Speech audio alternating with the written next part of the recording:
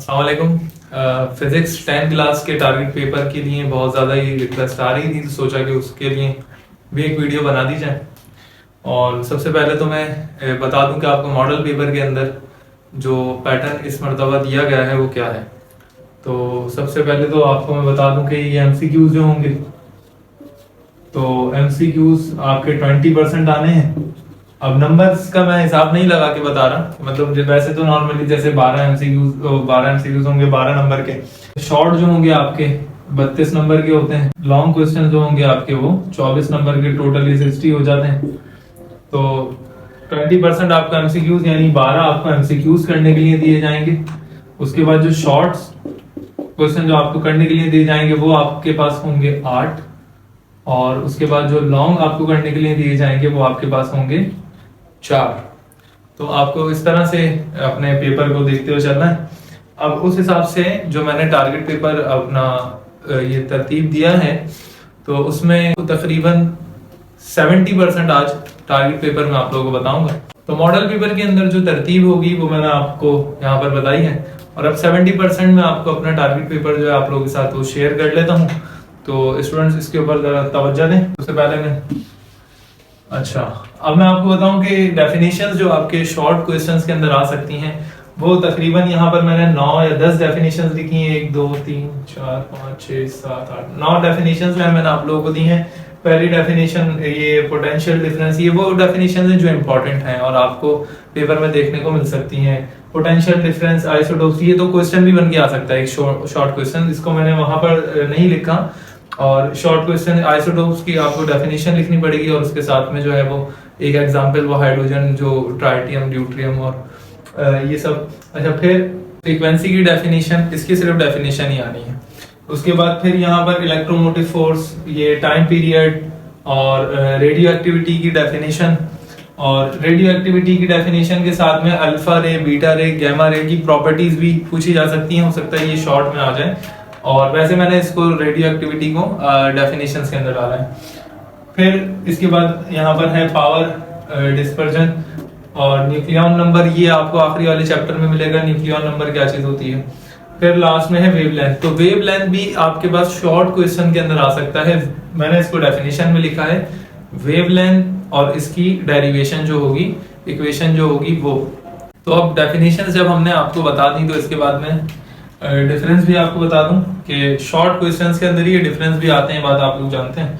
तो डिफरेंस कौन कौन से आ सकते हैं? 5 डिफरेंस जो है आपकी पूरी बुक के अंदर से, हर चैप्टर से मैंने देखे हैं जो मुझे इंपॉर्टेंट लगे, तो वो मैं आपको बताता हूँ। कि सबसे पहले तो difference between convex and concave lens. अच्छा, एक और बात बता दूं, कॉन्वेक्स और कॉनकेव लेंस की जगह पे कॉन्वेक्स मिरर और कॉनकेव मिरर भी आ सकता है, इसके दरमियान भी डिफरेंस आ सकता है। तो ये बात याद रखिएगा। वीडियो देखने वालों को इसलिए फायदा है क्योंकि टारगेट पेपर जो मैं देता हूं, अगर किसी को मैंने टारगेट पेपर दिया है तो भाई वो सिर्फ उस टारगेट पेपर को देख रहा है, उसको उस चीज की एक्सप्लेनेशन नहीं मिल रही। वीडियो देखने वालों को एक एक बात पता चल रही होती है कि हाँ भाई ये चीज ऐसे भी आ सकती है और ऐसे भी। कुछ बच्चे पूछते हैं, जैसे कि केमिस्ट्री के पेपर में भी ऐसे ही हुआ, सर ये चीज जो है ना वो आगे पीछे हो गई है, आपने दिया तो फला जगह पे था, यहाँ पर ऐसे आ गया, सवाल को घुमा के दे दिया। तो बात ये बेटा यही होती है कि जो वीडियो देखता है तो उसको पता लग जाता है भाई ये चीज ऐसे आ सकती है, ऐसे टीचर वहां बता देता है। और देख रहा है अगर टारगेट पेपर, तो देखने से तो सिर्फ वही चीज नजर आएगी जो आपके सामने होगी। तो यहाँ पर मैंने आपको इसी तरह बताया, फायदा इसी के अंदर है कि वीडियो देखी जाए, पहले किसी की भी देखी जाए, किसी भी अच्छे टीचर की, तो वहां पर आपको ये बात पता लग जाएगी कि इस सवाल को किस किस तरह से दिया जा सकता है। दूसरा मैं आपको इसके अंदर डिफरेंस जो है वो बताऊं, mechanical waves, mechanical and electromagnetic wave,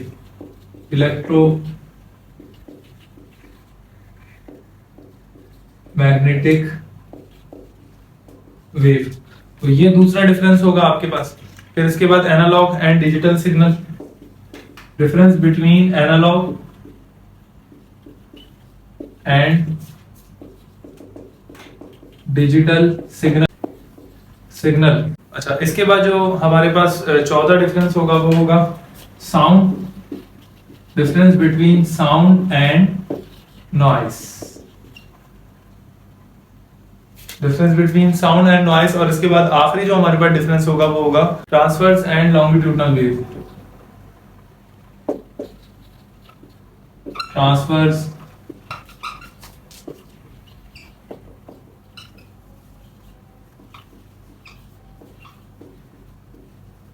longitudinal waves, difference between transverse and longitudinal wave. तो दो चीजें अभी मैंने आपको बता दी, नंबर 1 डेफिनेशन और नंबर 2 जो है डिफरेंसेस जो आपको शॉर्ट क्वेश्चंस के अंदर देखने को लिए मिल सकते हैं वो। अब इसके बाद में शॉर्ट क्वेश्चंस की तरफ आता हूं जो कि मैंने बहुत ही कम रखने, क्योंकि देखें डिफरेंस भी अगर दो आ गए, कुछ एक सवाल डेफिनेशन का बन के आ जाएगा, न्यूमेरिकल्स आपके पास आ जाएंगे, न्यूमेरिकल्स भी लास्ट में मैंने रखे हैं। वैसे नॉर्मली मैं अपने टारगेट पेपर्स के अंदर न्यूमेरिकल्स नहीं रखता, लेकिन स्टूडेंट्स की बहुत ज्यादा रिक्वेस्ट के ऊपर न्यूमेरिकल्स रखना मैंने अभी शुरू किए हैं।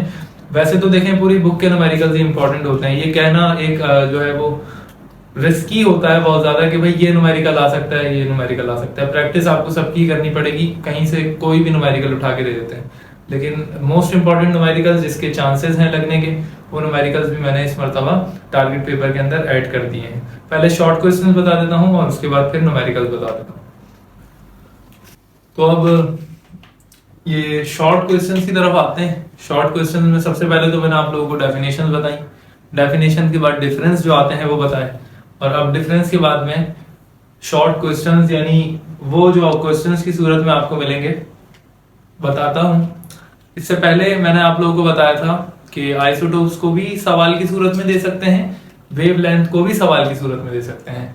और अब जो है ये क्वेश्चन जो है शॉर्ट क्वेश्चन, अब ये आपको मैं पढ़ के बता देता हूं, बाकी नजर तो है आ ही रहे होंगे। तो डिस्क्राइब टोटल इंटरनल रिफ्लेक्शन एक सवाल। तो ये दूसरा सवाल है right 3 important uses of electromagnetic wave, ये लिखा हुआ है इलेक्ट्रोमैग्नेटिक वेव। और इसके बाद में ये जो तीसरा सवाल है ये है डिफाइन इलेक्ट्रोमैग्नेटिक वेव, इसको डिफाइन करना है और इसकी 3 कैरेक्टरिस्टिक इंपॉर्टेंट कैरेक्टरिस्टिक्स जो है वो आपको लिखनी है। उसके बाद में अब शॉर्ट के अंदर न्यूमेरिकल्स भी आएंगे, जैसा कि मैंने पहले बताया ना कि पहले मैं न्यूमेरिकल्स तो शामिल नहीं करता था, लेकिन अब मैंने शामिल करना शुरू कर दिए हैं। न्यूमेरिकल्स के अंदर हम देखेंगे तो 10वें चैप्टर के अंदर से ये मैंने तरतीब लिख दी है, पढ़ पढ़ के सुनाना जो है वो कोई जरूरी नहीं है, टाइम का ज़िया ही है। आप लोग इसका स्क्रीनशॉट ले लें और अपनी बुक के अंदर जो है वो इसको देख लें और वहां पर टिक लगा लें, उन ही न्यूमेरिकल्स की आप लोग प्रैक्टिस कर लें, वो इंशाल्लाह इन्हीं के अंदर से कोई पेपर के अंदर आप लोगों को देखने को मिलेंगे। तो 10वें चैप्टर के अंदर बस मैं बता दूं कि लिखना मैंने क्या चाहा है।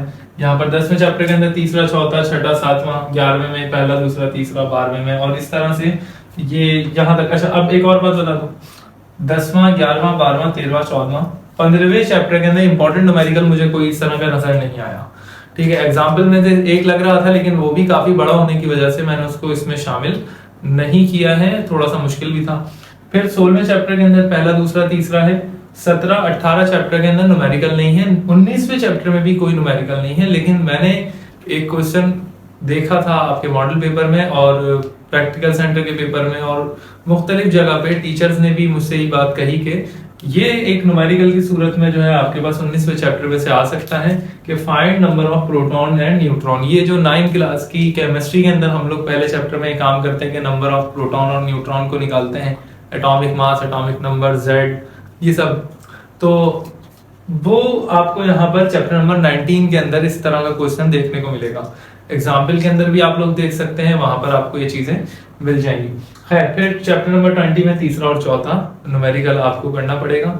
इसके अलावा न्यूमेरिकल्स और करने की जरूरत नहीं है, बस इन्हीं की प्रैक्टिस आप लोगों को करनी पड़ेगी। शॉर्ट क्वेश्चन जो है वो कंप्लीट हो गए हैं, लॉन्ग क्वेश्चन जो है वो पीडीएफ फाइल के अंदर है, और पीडीएफ फाइल मैंने इस वीडियो की डिस्क्रिप्शन के अंदर जो है उसका लिंक आप लोगों को दे दिया है। वहां से आपको चाहिए कि आप इसका लिंक से डाउनलोड कर लें इस पीडीएफ फाइल को, और फिर पूरा एक तो ये कि शॉर्ट क्वेश्चंस जो मैंने आपको बताए, डेफिनेशंस, इसकी डिफरेंस, और शॉर्ट क्वेश्चन जो बाकायदा क्वेश्चन की सूरत में आएंगे, और न्यूमेरिकल्स, ये तो शॉर्ट में मैंने आपको बताए। इसके साथ में जो लॉन्ग क्वेश्चन जो आपके इंपॉर्टेंट हैं वो भी उस पीडीएफ फाइल के अंदर मौजूद होंगे, वहां से आप लोग उसको डाउनलोड कर सकते हैं लिंक से, और उसके बाद में उसको देख सकते हैं।